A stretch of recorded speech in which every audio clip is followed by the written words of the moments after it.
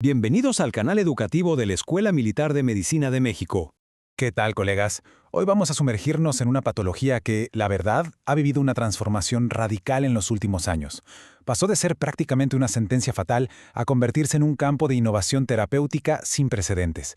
Hablamos, por supuesto, de la amiloidosis hereditaria por transtiretina, o ATTRV. Una entidad rara, sí, pero también compleja y sistémica, cuyo pronóstico estamos literalmente reescribiendo. Así que, ¿empecemos? Esta será nuestra hoja de ruta. Primero, vamos a abordar por qué es un reto diagnóstico. Después, nos meteremos de lleno a la fisiopatología molecular para entender el origen. Exploraremos el espectro clínico, definiremos la ruta para un diagnóstico certero, analizaremos la increíble revolución terapéutica que estamos viendo y al final vamos a destilar los mensajes más importantes para nuestra práctica diaria. Y bueno, empecemos por el primer gran obstáculo, el diagnóstico. La ATTV es un trastorno multisistémico, autosómico dominante, progresivo y sin tratamiento, fatal. Pero el verdadero reto para nosotros como clínicos está en su enorme heterogeneidad. Es un verdadero camaleón clínico, lo que complica muchísimo su identificación, sobre todo fuera de las zonas endémicas que todos conocemos. Y aquí el tiempo es un factor absolutamente crítico. Estamos hablando de un retraso diagnóstico que promedia entre 3 y 4 años. Pensemos en lo que eso significa en daño progresivo. Es un lujo que sencillamente ya no podemos darnos. Hoy, con el arsenal de terapias que modifican la enfermedad, diagnosticar temprano ya no es un objetivo. Es un imperativo. Cada mes que pasa es tejido que se pierde. Nuestra agudeza clínica es la herramienta principal para cambiar esta estadística. Muy bien, ahora vamos a meternos al corazón del problema, a nivel molecular. Para entender por qué funcionan las nuevas terapias, es fundamental entender el origen de todo, la cascada amiloidogénica. Aquí es donde la bioquímica se convierte en estrategia clínica. En condiciones normales, la transtiretina es una maravilla de la ingeniería molecular. Es una proteína muy robusta, con una estructura de 4 subunidades idénticas, un homotetrámero, que le da una estabilidad excepcional para hacer su trabajo, transportar tiroxina y vitamina A. Esta arquitectura estable, pues, es la clave de su buen funcionamiento. El origen de la catástrofe está en una falla en el código genético. Con más de 130 mutaciones ya identificadas en el gen TTR, la mayoría de tipo missense, el resultado final es el mismo, una alteración sutil que actúa como un sabotaje estructural. Esta mutación debilita los enlaces que mantienen unido al tetrámero, es como quitar una pieza clave, y provoca que se desarmen sus monómeros. Este es el punto de no retorno. Una vez que estos monómeros quedan sueltos, son inherentemente inestables y se pliegan de forma anómala. Ahí empieza un proceso de autoensamblaje tóxico. Primero forman oligómeros, que hoy sabemos son directamente citotóxicos, y finalmente el proceso culmina con la formación de las famosas fibrillas de amiloide. Estas estructuras son insolubles, se infiltran y se depositan en los tejidos, causando daño mecánico y una disfunción orgánica que no para de progresar. Y ojo, porque aquí hay una sutileza molecular con implicaciones clínicas enormes. No todas las fibrillas son iguales. Su composición, de hecho, va a determinar el fenotipo. Las de tipo A, formadas por fragmentos, se asocian a fenotipos de inicio tardío. En cambio, las de tipo B, hechas de monómeros completos, caracterizan a los de inicio temprano. Esta diferencia no solo explica la variabilidad clínica, sino que también impacta en el rendimiento de herramientas diagnósticas como la tinción con rojo Congo. Toda esta heterogeneidad a nivel molecular se traduce, como es de esperar, en un espectro clínico muy amplio. Si bien la ATTRV es una enfermedad sistémica, su firma clínica se manifiesta principalmente en 2 frentes, el sistema nervioso periférico y el miocardio. Y esto nos da fenotipos que pueden ser predominantemente neuropáticos, cardíacos o mixtos. Miren, la mutación B30M, que es la más común en todo el mundo, es el ejemplo perfecto de esta dualidad. El fenotipo de inicio temprano, el clásico, suele debutar con una neuropatía de fibra pequeña, mucho dolor, disautonomía prominente, pero en contraste, el fenotipo de inicio tardío es otra historia. Es más agresivo, ataca fibras pequeñas y grandes desde el principio, se asocia a una miocardiopatía infiltrativa más severa y progresa mucho más rápido. Y un dato clave, la historia familiar, que es tan obvia en los casos tempranos, muchas veces es negativa en los tardíos, lo que lo complica todo aún más. Claro que el cuadro no se limita a nervio y corazón. Hay que tener el radar encendido para otras banderas rojas sistémicas. El síndrome del túnel carpiano bilateral es quizá la más importante. Puede aparecer años antes que la polineuropatía. La nefropatía con proteinuria, las opacidades vítreas por producción local de TTR en la retina y esa rara pero devastadora amiloidosis leptomeningia nos recuerdan que estamos ante una patología verdaderamente sistémica.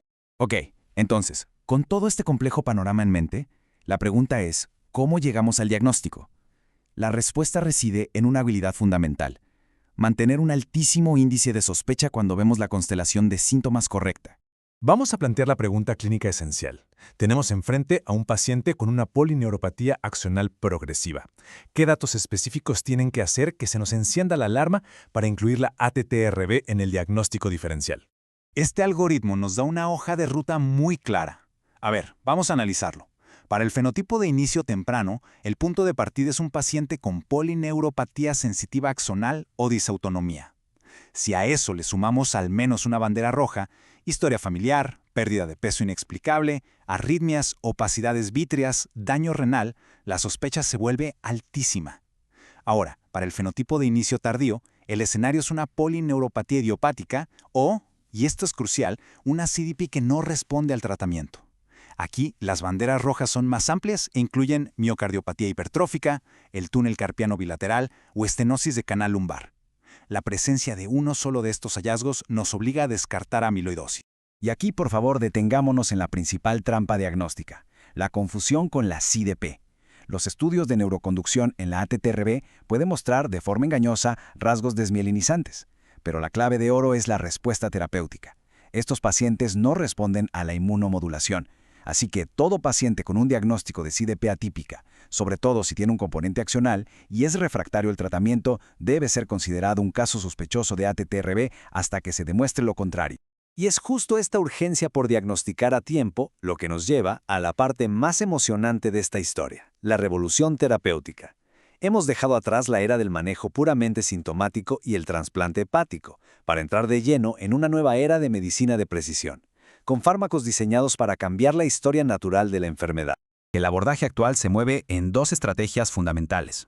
Por un lado tenemos los estabilizadores de la TTR, con tafamidis como principal exponente. Su mecanismo es muy elegante, actúa como un chaperón farmacológico, reforzando la estructura del tetrámero para que no se desarme. Por otro lado, una estrategia totalmente distinta: los silenciadores génicos, como patisiran e inotersen.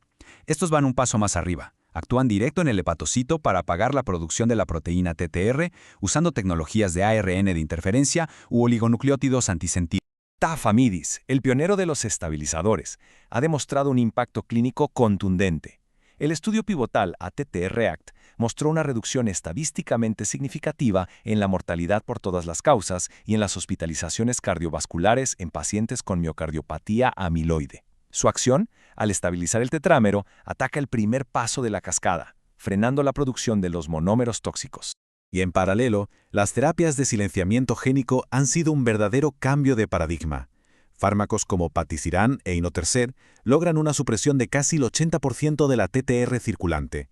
Y con esto, han conseguido algo que hasta hace poco era impensable: no solo detener la progresión de la polineuropatía, sino, en un subgrupo de pacientes, revertir el daño neurológico. Es una demostración impresionante del poder de intervenir directamente en la transcripción génica. Muy bien, para cerrar, vamos a condensar toda esta información en mensajes clave. Conceptos prácticos que podemos incorporar a nuestra clínica diaria desde mañana mismo. Primero, hay que pensar en ATTRB. Ante toda polineuropatía axonal progresiva con banderas rojas sistémicas, tiene que estar en el diferencial. Segundo, la clínica se explica en el laboratorio. La diversidad de fenotipos se correlaciona con la bioquímica de las fibrillas. Tercero, y este es el mensaje más importante, tiempo es neurona y miocito. El diagnóstico temprano es el principal predictor de una buena respuesta al tratamiento. Y cuarto, tenemos dos frentes de ataque. Podemos estabilizar la proteína que ya existe o podemos suprimir su producción desde la raíz. Por supuesto, todo este análisis se ha construido sobre la base de evidencia de muy alto nivel, incluyendo la revisión que guía esta presentación y los estudios pivotales que, como ven, han sido publicados en las revistas de mayor impacto y que han redefinido por completo el estándar de cuidado. Esta presentación fue producida por el general de brigada médico cirujano Humberto Carrasco Vargas. Muchas gracias por su atención.